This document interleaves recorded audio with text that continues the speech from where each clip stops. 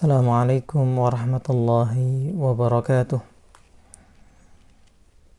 Innal hamdalillah nahmaduhu wa nasta'inuhu wa nastaghfiruh wa na'udzu billahi min shururi anfusina wa sayyiati a'malina.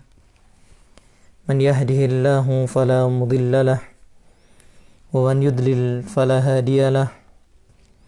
وأشهد أن لا إله إلا الله وحده لا شريك له وأشهد أن محمدا عبده ورسوله يا أيها الذين آمنوا اتقوا الله حق تقاته ولا تموتن إلا وأنتم مسلمون يا أيها الناس اتقوا الذي خلق واحدة وخلق منها زوجها وبث منهما رجالا كثيرا ونساء واتقوا الله الذي تساءلون به والأرحام إن الله كان عليكم رقيبا يا أيها الذين آمنوا اتقوا الله وقولوا قولا سديدا يصلح لكم أعمالكم ويغفر لكم ذنوبكم ومن يطع الله ورسوله فقد فاز فوزا عظيما أما بعد فإن أصدق الحديث كتاب الله وخير الهدي هدي محمد صلى الله عليه وعلى آله وسلم وشر الأمور محدثاتها وكل محدثة بدعة wa kulla bid'atin dhalalah wa kulla dhalalatin finnar. Ahwati fid din rahimani wa rahimakumullah. Alhamdulillah, marilah kita panjatkan syukur kita kehadirat Allah Subhanahu wa taala di hari yang mulia ini. Allah Subhanahu wa taala masih memberikan kesempatan kita untuk terus belajar, berbagi ilmu, duduk bersama, menelaah firman-firman Allah Subhanahu wa taala dan hadis-hadis Rasulnya sallallahu alaihi wasallam. Semoga kesempatan ini bisa kita manfaatkan sebaik-baiknya sehingga kita mendapatkan ilmu yang bermanfaat untuk dunia kita dan akhirat kita. Allahumma. Salam dan salam tidak lupa kita aturkan kepada beliau, panutan teladan kita, Rasulullah Muhammad sallallahu alaihi wa ala alihi wasallam.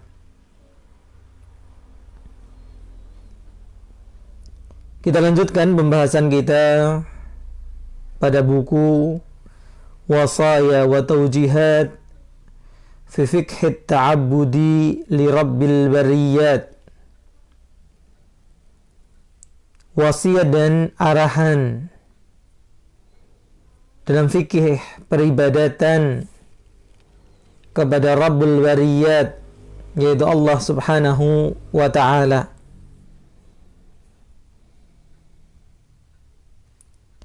Kita masuk kepada poin keempat di halaman 7. Penulis Syekh Ibrahim Ibn Amir Ar-Ruhaili hafizahullah mengatakan, Rabi'an, yang keempat, i'lam ayyuhal muslimu al-muwahhidu. Ketahuilah, wahai seorang muslim yang bertauhid.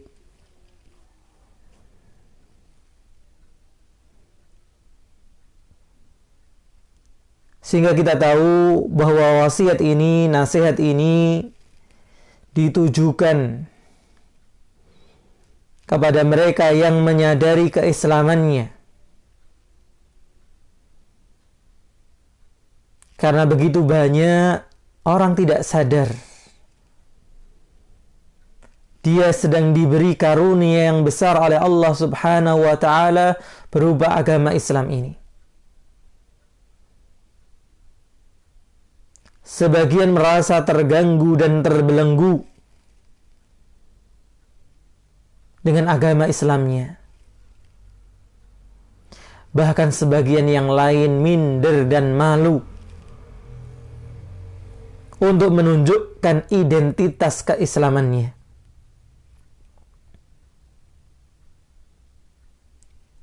Maka tentunya nasihat ini akan mengena bagi mereka yang menyadari keislamannya.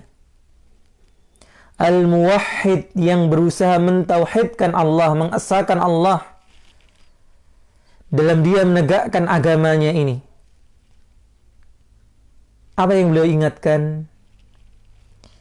Annaka fi ahli syirki wal kufri kasya'ratin bayda fi thawrin aswada.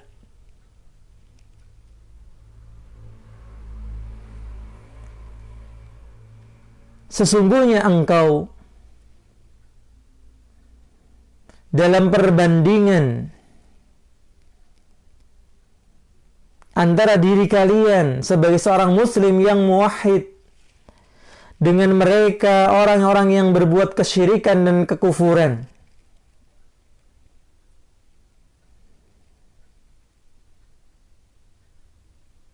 Kaum muslimin kalau di total seluruh dunia ini hanya sekitar 20-an%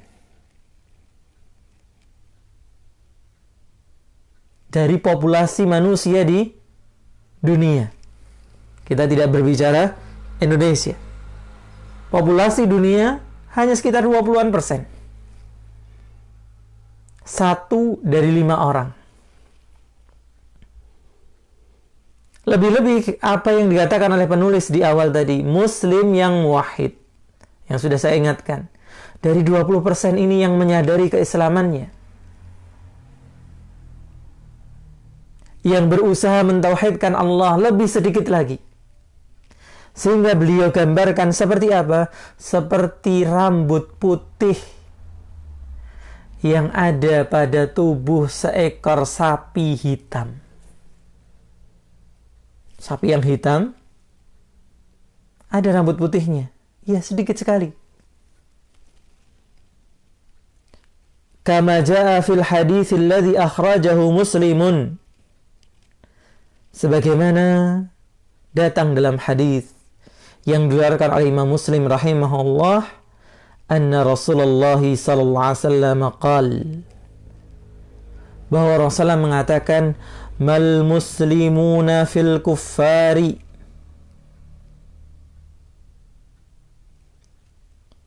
tidaklah kaum muslimin dalam perbandingannya dengan orang-orang kafir illa kasya'ratin bayda fi thawrin aswad. Itu tidak lain seperti rambut putih yang ada pada apa? Sapi hitam. Au sya'rati sauda, au sya'ratin sauda fi thawrin abyad, atau sebaliknya. Dia rambut hitam yang ada pada sapi yang putih.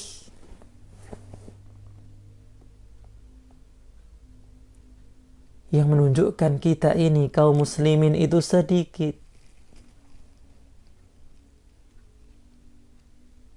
Cuma kita ini hidup di Indonesia, sehingga jumlah itu tidak begitu terasa karena kita adalah negara dengan kaum muslimin paling besar di dunia.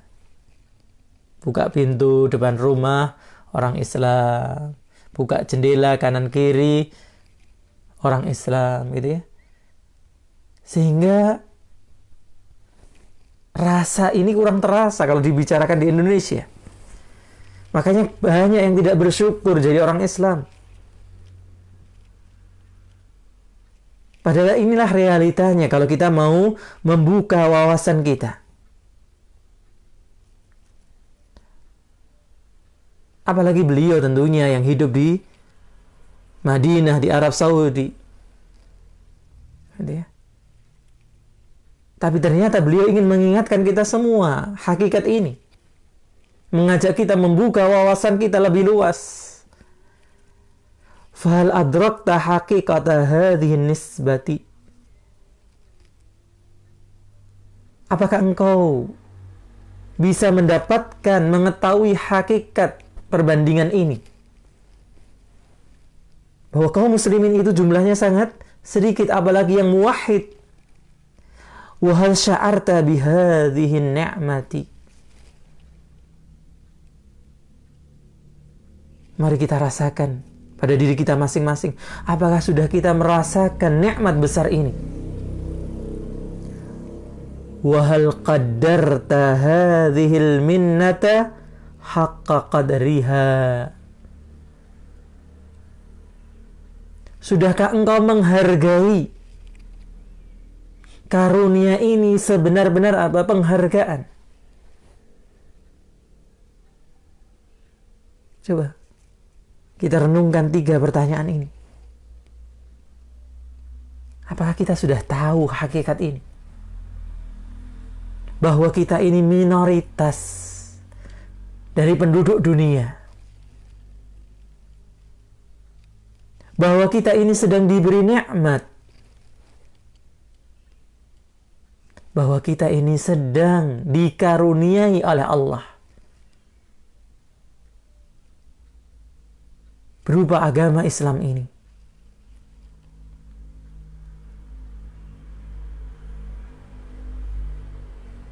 Kalau itu belum pernah terbetik dalam hati kita, kalau itu belum terasakan oleh diri kita,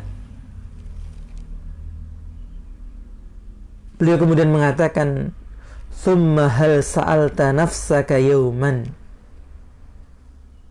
Kemudian, apakah pernah engkau bertanya pada dirimu sendiri pada suatu hari? Apakah pernah sekali saja dalam hidup kita ini kita menanyakan pada diri kita? Apa yang kita tanyakan?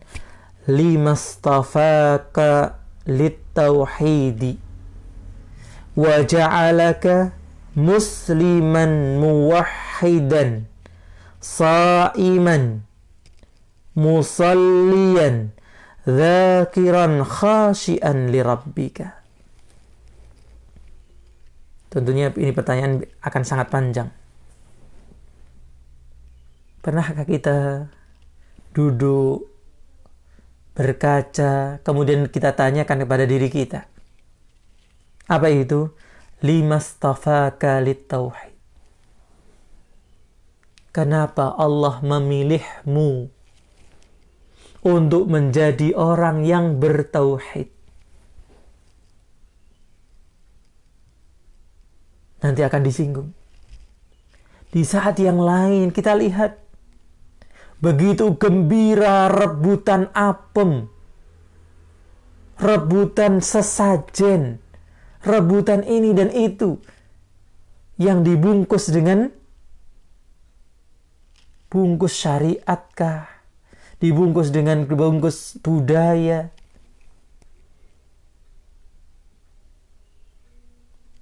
Di saat banyak orang tenggelam dalam kesyirikan, bahkan kekufuran, pernahkah kita bertanya, kenapa ya saya ini kok ditunjukkan kepada tauhid yang seperti ini? Wa ja'alaka musliman, dan kenapa Allah menjadikan saya seorang muslim yang bertauhid, mau melaksanakan puasa. Di saat yang lain kemarin kita lihat, Masya Allah, yang lain puasa warung, baik yang ditutup dengan apa, geber, dengan sekat, kelihatan kakinya kalau lagi makan, ataupun yang terang-terangan terbuka, musallian. Kenapa Allah memilih saya jadi orang yang mau sholat? Di saat yang lain duduk santai sebelahnya azan dikumandangkan. Dzakiran khasyian li rabbika. Kita mau berzikir mengingat Allah.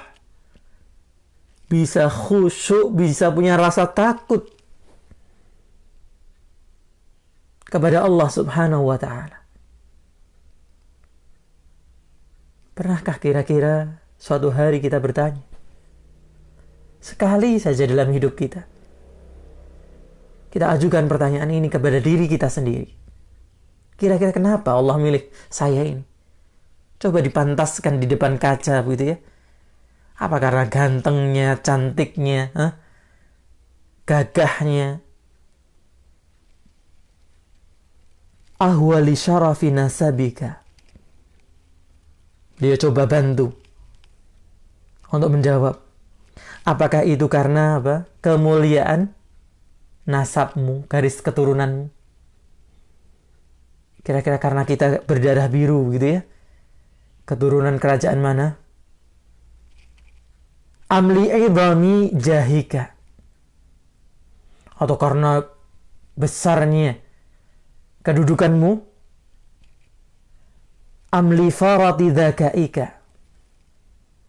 Atau karena kelebihan tajamnya kecerdasanmu? Amli kasrati malika. Atau karena banyaknya hartamu? Dari alasan ini, dan yang saya tambahkan mungkin tadi ganteng, cantik, gagah. Coba dicari alasan. Kenapa kira-kira? Punya duit, punya kedudukan, punya jabatan. La wallahi laisa hadza huwa sabab. Beliau mengatakan, tidak demi Allah. Bukan ini semua sebabnya. Fa innaka ta'lamu min nafsika. Maka sesungguhnya engkau sendiri tahu. Annaka lasta asrafa nasaban min walidi Ibrahim alaihissalam. Kita tahu, saya, antum, semuanya paham bahwa kita tidak lebih mulia nasabnya dari siapa? Bapaknya Nabi Ibrahim.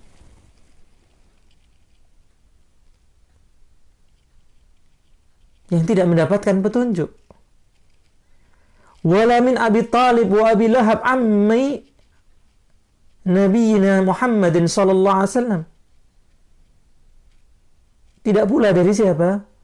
Abu Talib, Abu Jahal, Abu Lahab, pamannya Nabi sallallahu alaihi wasallam.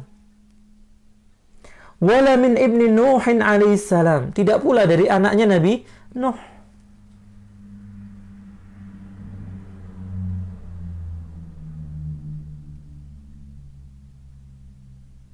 Mereka bapaknya Nabi, mereka pamannya Nabi, anaknya Nabi, nasabnya jelas. Tapi sebagaimana nanti akan disebutkan, mereka tidak mendapatkan petunjuk. Mereka tidak dipilih oleh Allah untuk mendapatkan petunjuk.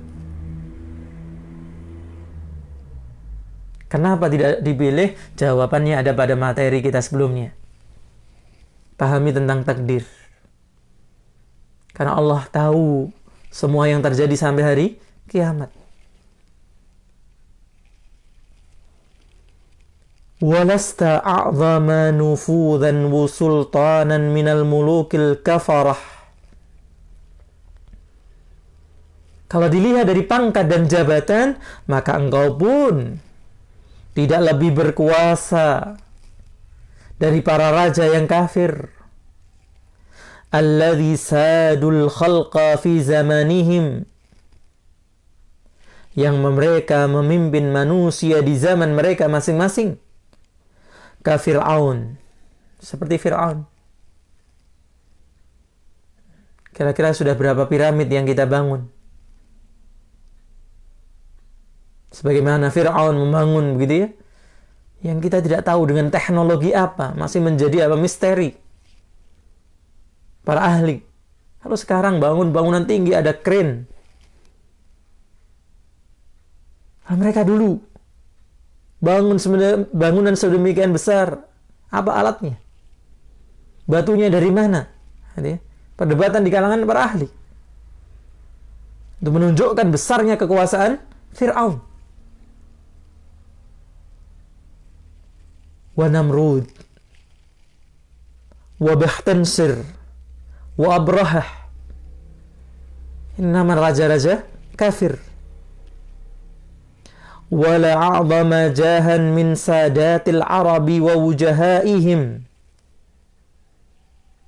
Dan tidak pula lebih besar kedudukannya dari para pemimpin dan pemuka Arab. Ka Abi Jahal wa Umayyah ibn Khalaf wal Walid ibn Mughirah wa Abdullah ibn Ubay ibn Salul. Yang tiga adalah pimpinan Mekkah, yang satu munafik Madinah. Walasta adhka minal falasifatil mutaqaddimin wal mukhtari'in al mu'asirin alladzina baharun nasa biuqulihim fa'utu zaka'an walam yu'tu zaka'an. Tidak pula kamu, saya, jenengan lebih cerdas dari para ahli filsafat terdahulu. Plato, Aristoteles gitu yang dikenal seluruh dunia. Atau yang kekinian, yang telah menunjukkan kecerdasan mereka di tengah manusia. Yang mereka diberi kecerdasan tapi tidak diberi kesucian hati. Demikian pula walasta aghna min Qarun qadiman wala min athriya'il asri al-kafarati al-mutahakkimina fi iktisadil alam wa tarfatihi. Dan tidak pula engkau lebih kaya daripada Qarun di masa lalu. Berapa tabungan kita? Coba dicek saldo masing-masing. Mungkin karena suasana lebaran saldo pun minta maaf gitu ya. Sebagian mengatakan demikian. Apalagi di musim pandemi. Banyak ODP. Orang duwe penghasilan katanya gini. Maka apakah kita merasa lebih kaya dari Qarun yang dimurkai oleh Allah? Ataupun mereka penguasa ekonomi, penguasa kekayaan di masa ini, yang secara periodik gitu ya, dikeluarkan daftar orang paling kaya sedunia. Kelihatannya nggak ada itu di 10 besar orang Muslim.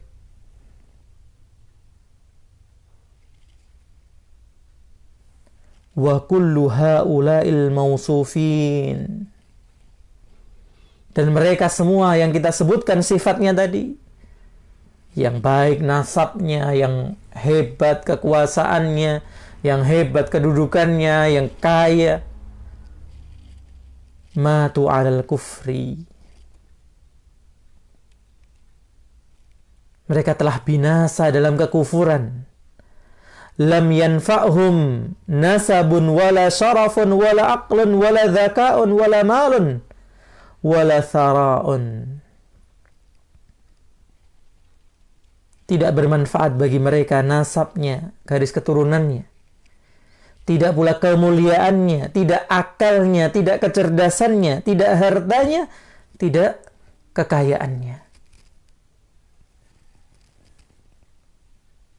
Nah, kalau itu bukan sebab terpilihnya seseorang menjadi muslim muwahhid, famas sababu idzan fi istifa'ika lid-din min baini katsirina minal halikin. Famas sabab, lalu apa sebabnya Kalau begitu, kenapa kamu dipilih untuk bisa beragama, agama yang benar, di antara begitu banyaknya orang yang binasa? Kenapa kita masuk dalam kelompok yang sedikit ini? Coba renungan ini, pernahkah kita berhenti sejenak, meluangkan waktu seperti ini, berpikir, janjane ngopo ya? Kenapa? Apa sebabnya? Ha huwa bayanus sababi min khabari asdaqil qailin. Maka disinilah penjelasan sebab dari beritanya yang paling benar ucapannya. Siapa itu? Allah Subhanahu wa ta'ala. Mari kita baca beberapa ayat di sini. Inilah jawaban dari pertanyaan-pertanyaan ini. Yang pertama, apa yang Allah sebutkan di surat Al-Hujurat ayat 7-8. Allah mengatakan, walakinnallaha habbaba ilaikumul imana wa zayyanahu fi qulubikum. Akan tetapi Allah lah yang membuat keimanan itu kalian sukai, membuat kalian menyukai keimanan. Karena pada asalnya hawa nafsu ini enggan, susah. Dianggap keimanan itu adalah penjara belenggu. Kebebasan yang dia inginkan sebebas-bebasnya. Tapi Allah jadikan pada sebagian orang dia lebih menyukai keimanan daripada kekufuran. Ketauhidan daripada kesyirikan. Ketaatan daripada kemaksiatan. Dan itu dijadikan indah di hati-hati kalian. Wa karraha ilaikumul kufra wal fusuqa wal isyan. Dan Allah pula lah yang membuat kita membenci kekufuran, kefasikan, dan kemaksiatan. Jadi bukan karena hebatnya kita, karena sregepnya ngaji kita, karena tekunnya kita. Allah lah yang membuat kita cinta keimanan, melihat ketaatan indah, melihat keimanan indah. Sebaliknya, melihat kekufuran, melihat kefasikan, kemaksiatan adalah sesuatu yang hina, yang kita benci. Ulaika humur rasyidun. Mereka lah orang-orang yang mendapatkan petunjuk. Fadlan minallahi wa ni'mah. Catat di sini. Ini semua adalah fadl, kemurahan dari Allah dan nikmat darinya. Kita tidak pernah menyetor sedikit pun saham.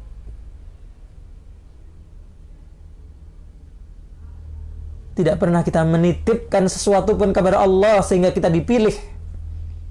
Tapi semata-mata karena karunia kemurahan Allah kepada kita. Wallahu alimun hakim. Sehingga untuk membantah, menjawab orang yang bertanya tadi, kenapa ini dipilih, kenapa itu tidak? Wallahu alimun. Dan Allah maha mengetahui mana yang berhak mendapatkan petunjuk. Dan hakim, Allah maha bijaksana. Allah tidak sewenang-wenang kepada hambanya, apalagi zalim.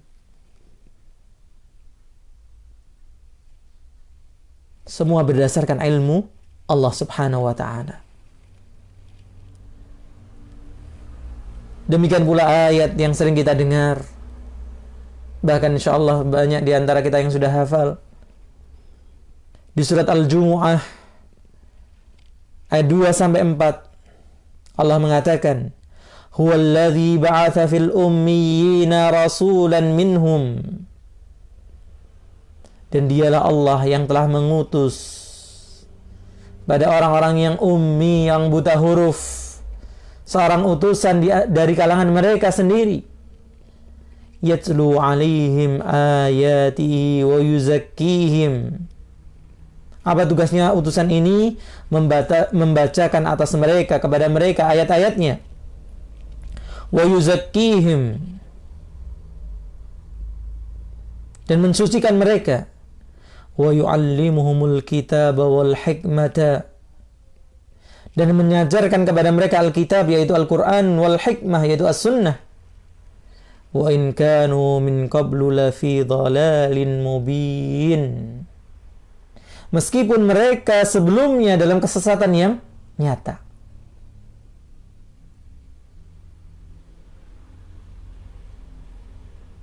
Wa akharina minhum lamma yalhaqu bihim wa huwal azizul hakim.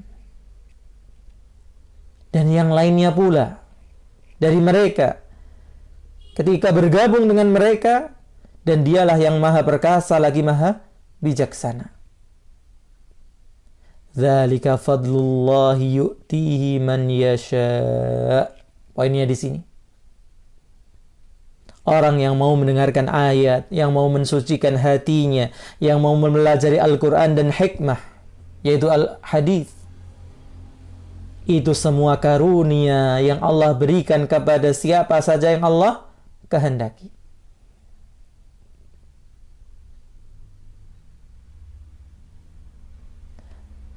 Maka banyak ulama tidak harus dari orang Arab. Imam Bukhari bukan orang Arab. Imam Muslim bukan orang Arab.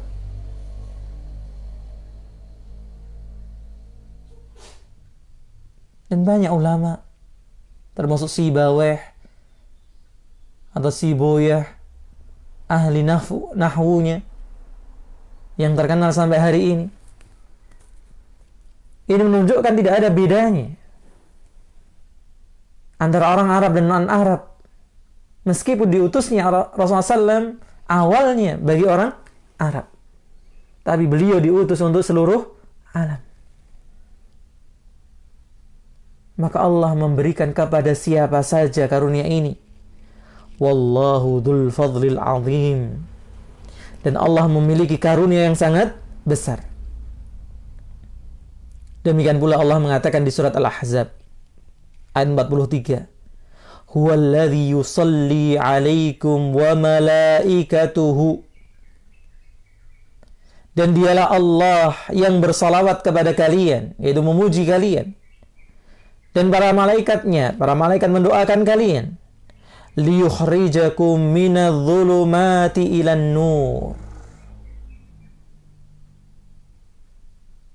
Di sini poinnya, Allah ingin mengeluarkan kalian dari kegelapan menuju cahaya. Wa kana bil mu'minina rahima. Dan Allah itu terhadap orang-orang yang beriman sangatlah penyayang.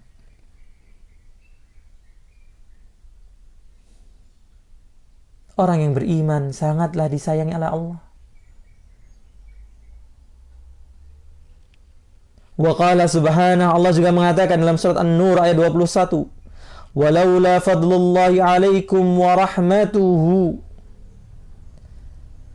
Dan seandainya, kalau tidak karena apa?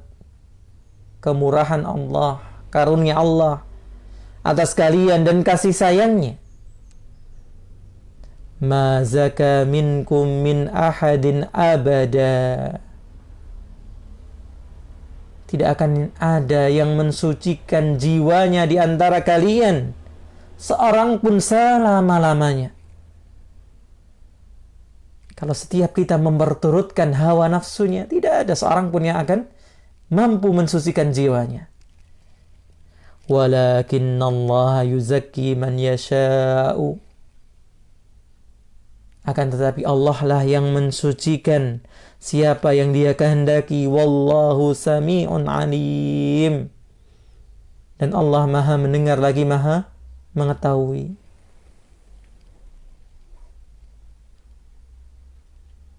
Allah mendengar doa-doa kita. Allahumma ati nafsi taqwaha wa zakkiha anta maulaha la yuzakkiha illa ant.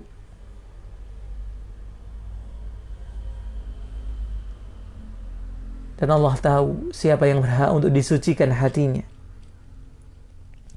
Demikian pula di surat An-Nisa ayat 83 Allah mengatakan, walaula fadlullahi alaikum wa rahmatuhu. Dan seandainya kalau bukan karena apa? Kemurahan Allah, karunia Allah kepada kalian dan kasih sayangnya, lattaba'tumus syaitana illa qalila. Maka sungguh kalian akan mengikuti syaitan kecuali sedikit saja yang tidak mengikuti. Allahu Akbar. Inilah realita yang banyak dilupakan manusia.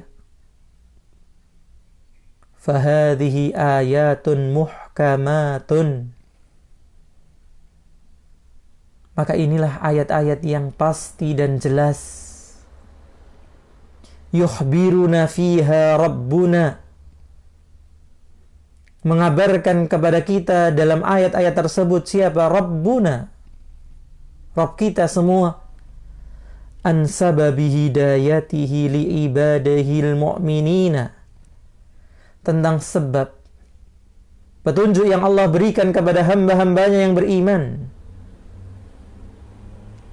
Sawa'un al-hidayatul irsyadiyatu bibi'tsatir rasuli, baik itu petunjuk berupa keterangan dan pemaparan dengan diutusnya Rasul sallallahu alaihi wasallam, Nabi kita Nabi Muhammad sallallahu alaihi wasallam.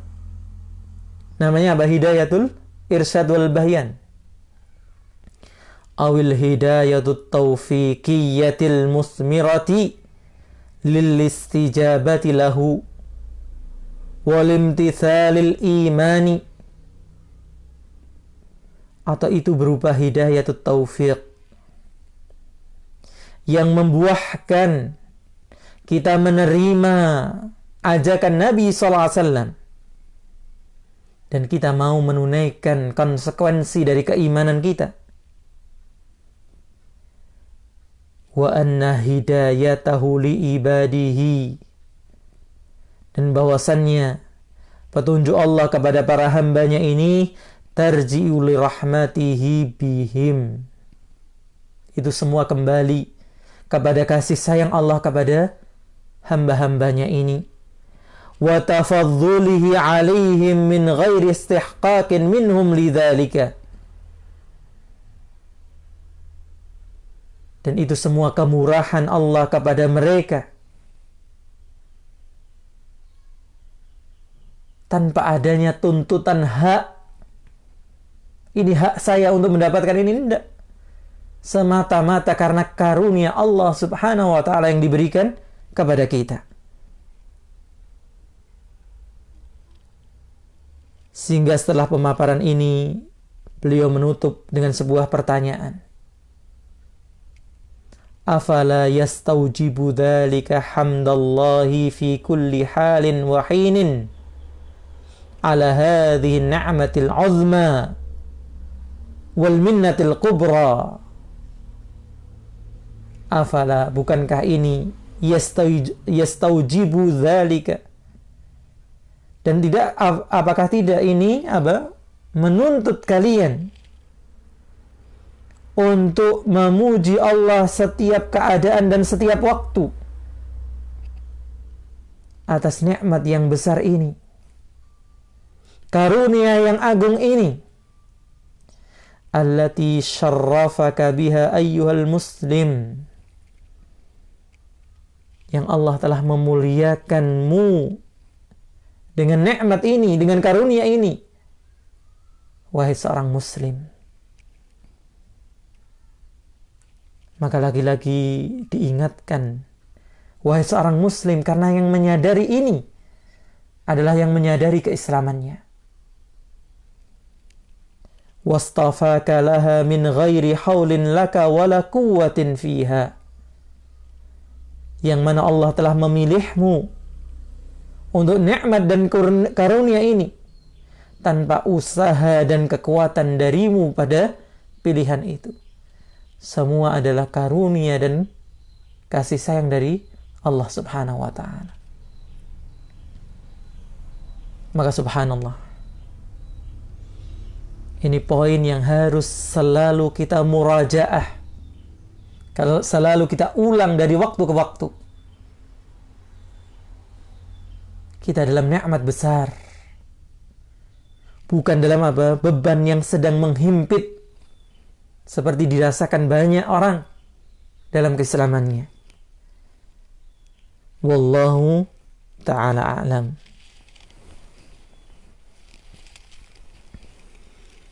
Iya, ini satu poin yang bisa kita tambahkan di hari ini.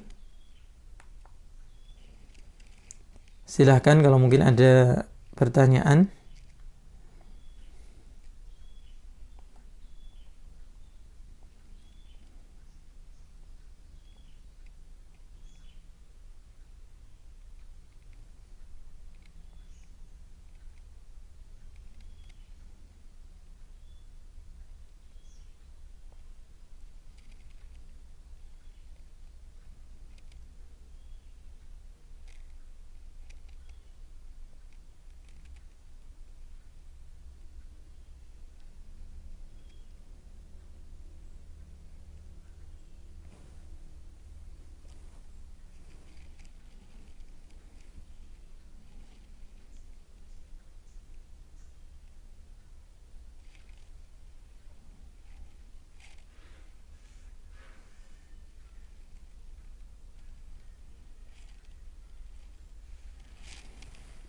Ya, pertanyaan Pak Yusuf kemarin yang terlewatkan. Baik. Berkaitan kemarin tentang apa? Hak Allah dengan hak orang tua. Ustaz, sejauh mana hak Allah ini lebih kita dahulukan daripada hak orang tua? Karena dalam sebuah hadis, ketika ada sahabat yang mau berangkat berjihad, Rasulullah SAW justru merintahkan sahabat tersebut untuk merawat orang tuanya. Misalnya saat seorang mau pergi ke masjid untuk salat jamaah, tetapi pada saat yang sama orang tua meminta anaknya untuk memenuhi kebutuhannya, mana yang lebih didahulukan? Nah, disinilah yang disebutkan oleh para ulama, seorang yang faqih, orang yang faham agama, itu bukan orang yang bisa membedakan antara yang halal dan haram.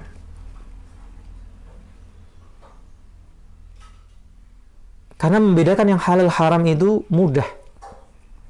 Rasulullah SAW mengatakan apa? Innal halala bayyinun wa innal harama bayyinun. Yang halal itu jelas, yang haram itu jelas. Lalu siapakah faqih? Inilah fungsi kita, terus belajar untuk menjadi orang yang paham. Bukan sekedar mengenal agama kita, bukan sekedar tahu agama kita. Benar-benar apa? Memahami, mendalami agama kita, menjadi orang faqih. Yaitu yang bisa membedakan antara dua kebaikan mana yang lebih baik, sehingga dia ambil kebaikan itu. Dan di antara dua keburukan mana yang lebih ringan, sehingga dia bisa menghindari keburukan yang lebih besar. Sebagaimana pertanyaan di sini.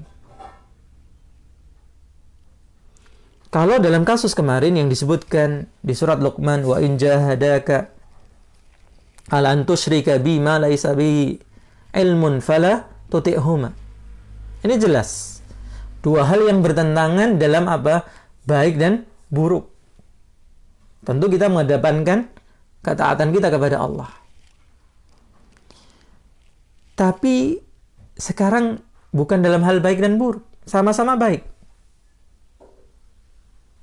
Orang tua membutuhkan bantuan kita, sedangkan kita mau melaksanakan kewajiban kita kepada Allah. Maka ditimbang di sini. Apakah kebutuhan kepada orang tua tadi bisa ditunda? Gitu ya. Misalnya orang tua menginginkan apa? Oh, tolong dibelikan alat bantu untuk baca, kacamata. Yang kapan digunakan bacanya? Oh, masih nanti sore. Atau di saat mereka senggang, begitu ya. Le itu kok no? Kacamata. Berarti kan bukan harus sekarang. Sedangkan sekarang, misalnya, masuk waktu sholat. Berarti itu bisa didahulukan mana? Ketaatan kita kepada Allah.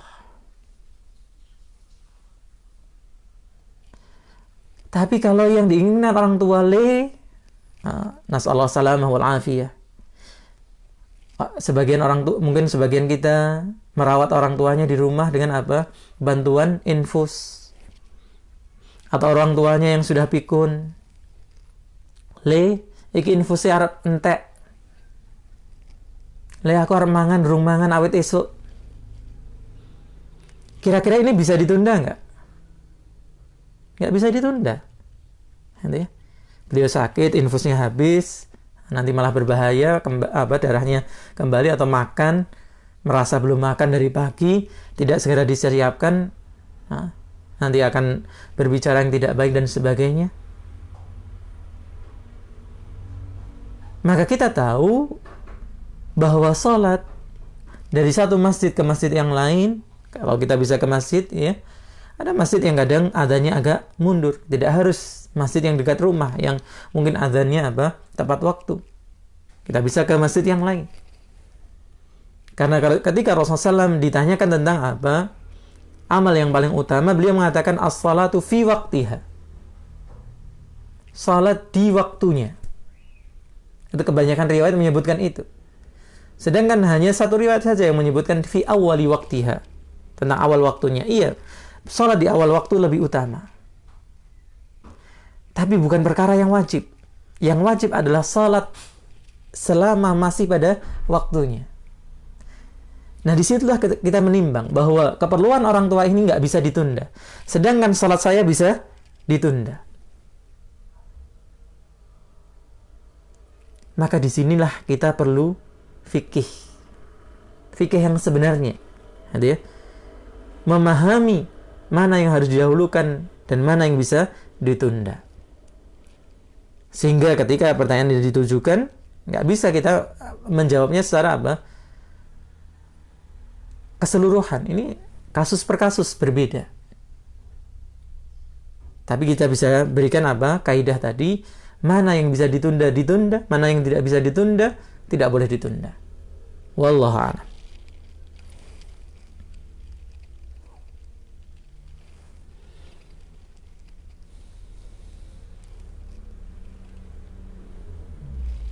Ya, silakan. Ada yang lain mungkin?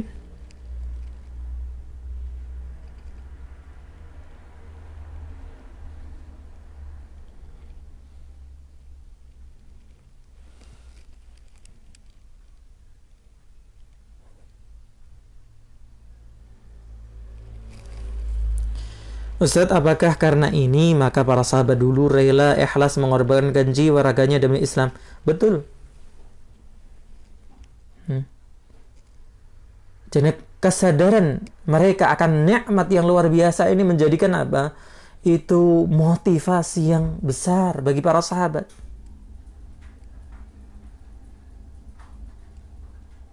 Saya contohkan sederhana, kalau seorang gitu ya merasa begitu bersyukur mendapatkan istri yang dia idam-idamkan, dia rela berbuat apa saja. Itu baru mendapatkan karunia manusia. Ini yang ditaksir benar-benar menerima lamarannya. Wah, siap bekerja pagi sore demi membahagiakannya, kan begitu. Nah, ini nikmat yang jauh dan lebih jauh daripada sekedar mendapatkan inceran tadi.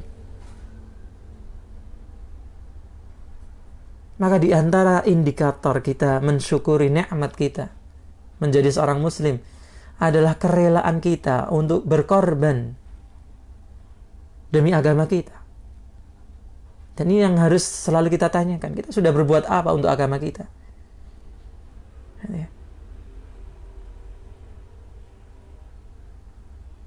Jangan hanya menjadi penumpang. Mari berperan dalam agama ini. Ikut mendakwahkannya, ikut memfasilitasi mereka yang belajar, mereka yang mengajar.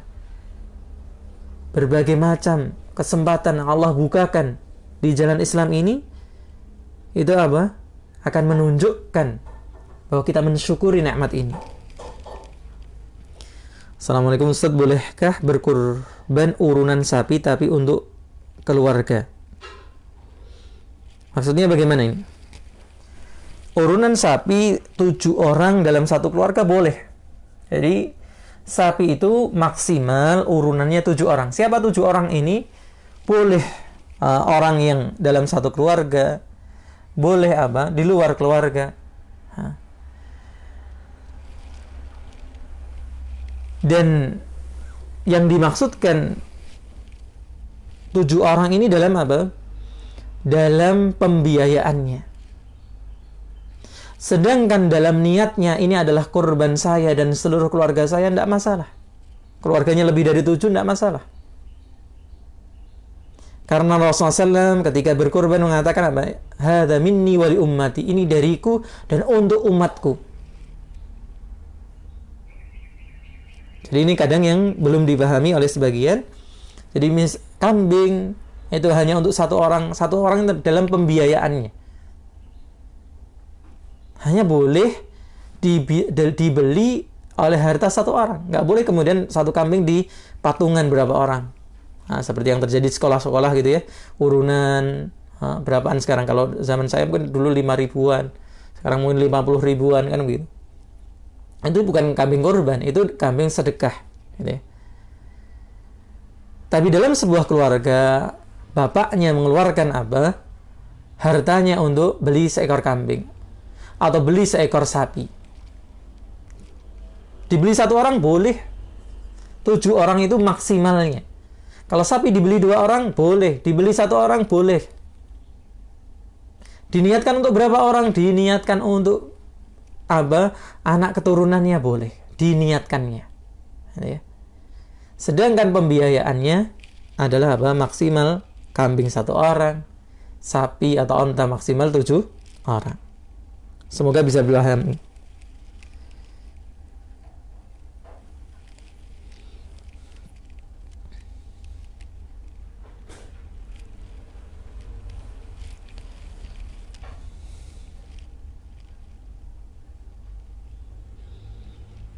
Baik, kalau sudah tidak ada lagi kita cukup